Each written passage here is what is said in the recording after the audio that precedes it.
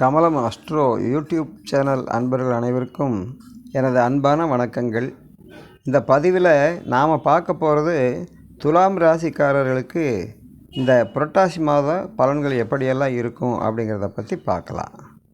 புரட்டாசி மாதம் சிம்ம ராசியிலிருந்து சூரிய பகவான் இப்போது கன்னியா ராசிக்கு வர்றாரு. இந்த துலாம் ராசிக்காரர்களுக்கு இந்த சூரிய பகவானை பொறுத்த வரைக்கும் ஒரு லாபாதிபதி, 11ஆம் அதிபதி. அவர் போய் இப்போ 12ல் நிற்கிறாரு. பொதுவாக லாபாதிபதி 12ல் வந்தால் லாபம் குறைவு அப்படிங்கிறத பற்றி தெரிஞ்சுக்கணும். அதே சமயத்தில் 12ஆம் இடம் அப்படிங்கிறது ஒரு அலைச்சலை கொடுக்கக்கூடியது, வீண் அலைச்சல், வெட்டி அலைச்சலை கொடுக்கக்கூடியது, தூக்கத்தை கெடுக்கக்கூடியது. 11 கூடியவனே 12ஆம் இடத்துல போய் சூரிய பகவான் இருக்கிறதுனால கொஞ்சம் வெளியில் போகிறது வர்றது எல்லாத்துலேயுமே கொஞ்சம் நிதானம் இருக்கணும். அதே சமயத்தில் ராசி அதிபதி சுக்கிரன் இது வரைக்கும் நீச்சத்தில் இருந்தார். இப்போது ராசி அதிபதி சுக்கிரன் துலாம் ராசியிலேயே உட்கார்ந்துருக்கிறது இவருக்கு மிகப்பெரிய ஒரு இந்த மாதம் அருமையான மாதமாக அப்படின்னு எடுத்துக்கலாம். ராசி அதிபதி இது வரைக்கும் நீச்சத்தில் இருக்கிறதுனால உடல் உபாதைகள், தன விரயங்கள் இதெல்லாமே இந்த துலாம் ராசிக்காரர்களுக்கு ஒரு திருப்தி இல்லாத ஒரு மாதமாக இருந்திருக்கும். இப்போது இந்த சுக்கிரன் துலாம் ராசியிலேயே வர்றது, ராசி அதிபதி ராசியவே பலமாக உட்கார்ந்துருக்கிறது இந்த மாதம் பூராமே ஒரு அருமையான சுறுசுறுப்பாக இருக்கக்கூடிய காலகட்டமாக இது இருக்கும். ராசிக்கு 2ஆம் இடத்தை குரு பகவான் பார்க்குறாரு.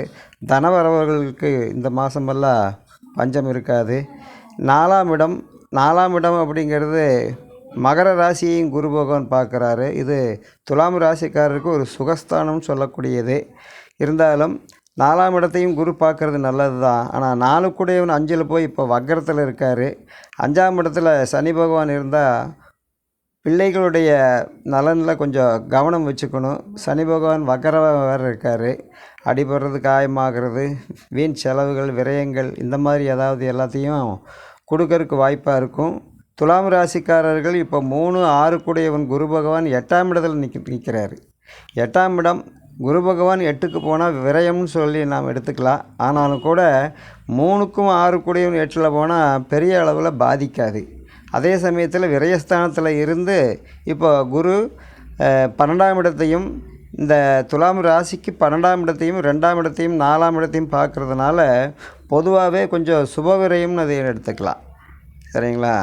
பொதுவாக இந்த துலாம் ராசிக்காரருக்கு குரு இப்போ இந்த காலகட்டங்களில் 12, 2, 4 பார்க்குறதுனாலையும், சனி பகவான் ஒரு பூர்வ புண்ணியாதிபதி 4க்கும் 5 கூடையவன் 5லேயே பலமாக இருக்கிறதுனாலையும் இவங்க தட்சிணாமூர்த்தி வழிபாடு அல்லது குரு வழிபாடும் சனி பகவான் வழிபாடு, அதாவது திருநள்ளாறு ஒரு தடவை போயிட்டு வர்றதும் இவங்களுக்கு ரொம்ப சிறப்பாக இருக்கும்.